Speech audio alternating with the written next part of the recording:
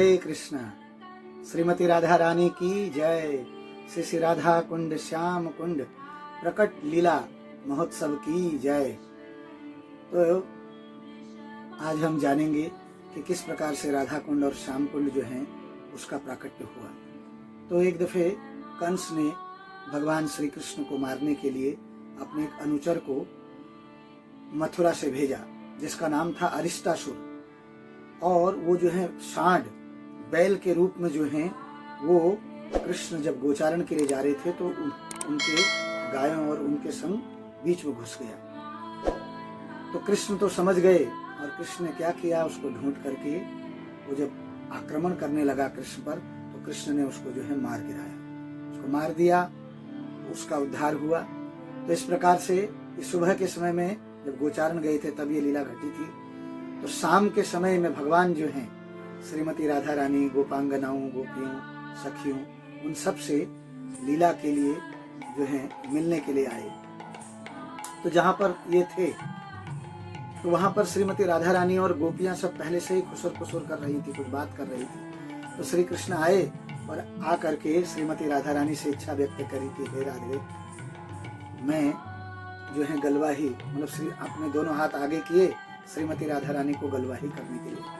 श्रीमती राधा रानी बोलती हैं, खबरदार मेरे को मत छूना, मेरा स्पर्श भी मत करना, तुमने पाप किया है।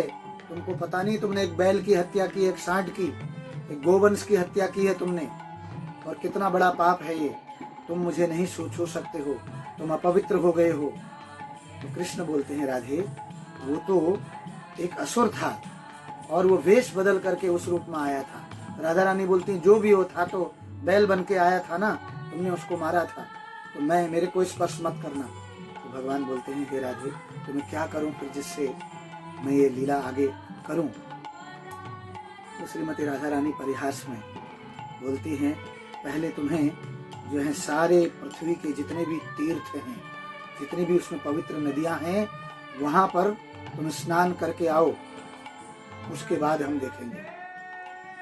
तो भगवान जो है, भगवान तो सर्वसमर्थ हैं, उन्होंने अपने पैर की एड़ी को ऐसे नीचे दबाया और उसमें गड्ढा हो गया बहुत बड़ा, और वो बहुत बड़ा कुंड जैसा हो गया। और भगवान ने आवाहन किया सभी तीर्थों को और सारे तीर्थ आए। भगवान ने बोला इसको भर दो। तो सारे तीर्थ जो है जल रूप में जो है उसको कुंड को लबालब भर दिए। भगवान और उनके सखा उसमें जो है बहुत अच्छे से स्नान किए, खूब छिलर बरर करके बढ़िया से स्नान करने के बाद भगवान जो है आगे बढ़े और श्रीमती राधा रानी को बोले कि हे राधे, तुमने भी उस असुर का, तुम सभी गोपांगनाओं और तुमने भी उस असुर का जो है साथ दिया है, और जबकि वो असुर था, वो बैल नहीं था, तो तुम्हें भी पाप लगेगा इस प्रकार से अधर्म का साथ देने के लिए। तो मैं तुम्हारा भी स्पर्श नहीं करूंगा। तो श्रीमती राधा रानी बोलती हैं, फिर क्या करना, ये तुम्हें भी जो है इस प्रकार से स्नान करना होगा। तो चाहो तो तुम मेरे कुंड में स्नान कर सकती हो, इसमें स्नान कर लो। तो राधा रानी ने बोला, नहीं, हम अपना कुंड बनाएंगे। तो लीला में जो है हास परिहास चलता है, इस प्रकार से हम अपना कुंड बनाएंगे। तो राधा रानी ने अपने कंगन से उसको खोदा, ऐसे खोदने लगी तो बहुत बड़ा उसको कुंड बनाया। और वो क्या था, खाली। जल कहाँ से लाएं? कृष्ण बोलते हैं, यदि चाहते हो तो यहीं से मेरे कुंड से ले लो। बोले नहीं, हम नहीं लेंगे ऐसे करके। तो क्या करना है? तो बोले मैं मानसी गंगा से। लाइन लग गई गोपियों की, एक के ऊपर एक, वो उसको दे जाती, वो उसको देती, ऐसे करके कुंड को भरने लगे। इस बीच जो है कृष्ण ने बोला कि मैंने तो सभी के सभी तीर्थों में से सारे जो पवित्र नदियों हैं उनको बुलाया था। तो राधा रानी बोलती है, हम कैसे माने आपने बुलाया था। तो भगवान सबको आवाहन करते हैं, सब अपने रूप में आ जाते हैं, सारी गंगा यमुना सरस्वती अपने रूप में। जब वो रूप में आ गई तो श्रीमती राधा रानी से प्रार्थना करती हैं कि हमें भी सेवा का अवसर दीजिए। तो इस प्रकार राधा रानी तब मान गई। तो उनका कुंड भी जो है वो पूरा पूरा भर दिया गया।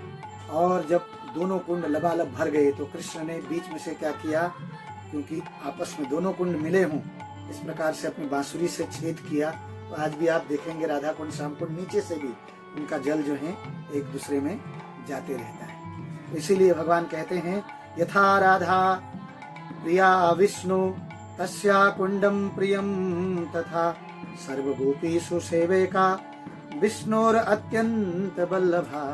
जिस प्रकार समस्त गोपियों में श्रीमती राधा रानी श्री कृष्ण को सर्वाधिक प्रिय हैं, जिनकी सर्वाधिक मतलब उनकी सर्वाधिक सबसे ज्यादा प्राण बल्लभा है, प्राणों से भी ज्यादा प्रिय, उसी प्रकार राधा रानी का प्रिय कुंड भी उन्हें अत्यंत प्रिय है।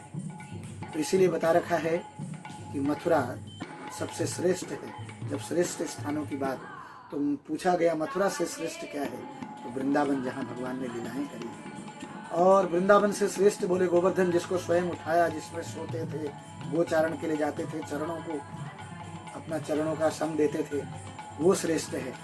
और बोले गोवर्धन से श्रेष्ठ क्या है, तो गोवर्धन से श्रेष्ठ जो है वह है राधा कुंड श्याम कुंड।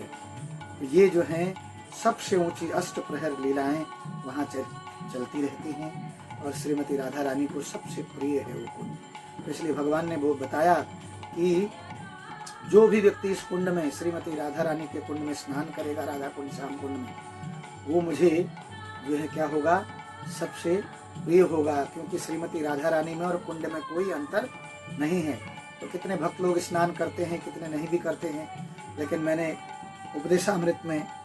उपदेशामृत के लास्ट श्लोक के तात्पर्य में प्रभुपाद जी लिखते हैं, ब्रह्मा और नारद जी के लिए भी वो स्थान बड़ा दुर्लभ है, उन जैसे भक्तों के लिए भी। तो हम लोग कम से कम जितनी दफे वहाँ जाएं तो उतनी दफे स्नान तो कर ही लें।